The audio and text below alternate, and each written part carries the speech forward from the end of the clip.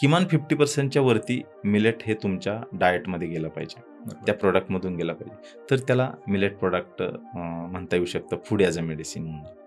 So आत्ता असं जर म्हटलं की आपण सकाळपासून तर संध्याकाळपर्यंत आपल्या याच्यात मैदा हा प्रकार फार वाढलेला आहे. त्यामुळे कॉन्स्टिपेशन अगदी 40-45 नंतर कॉन्स्टिपेशन होतात. अगदी लहान मुलांना देखील आता कॉन्स्टिपेशनचे चॅलेंजेस येतात आहेत. ठीक आहे. सो आत्ता जेव्हा हा पॉडकास्ट बघताना बरेच आई-वडील म्हणतील की लहान मुलांना प्रत्येक एजमध्ये कशाप्रकारे आपण मिलेट्सचं समाविष्ट करू शकतो आणि त्याची मात्रा कशा असायला पाहिजे? आता 2 मुद्दे झाले. पहिला जो प्रश्न होता तो वेगळा होता.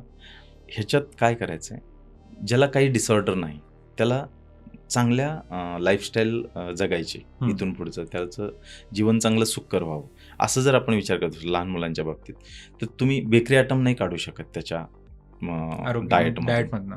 मग त्या बेकरी आयटममध्ये मैद्याला रिप्लेस करू शकतो आपण. मग मैद्याला रिप्लेस मिलेटच्या पिठाने करा, साखरेला रिप्लेस जागरी पावडरने करा.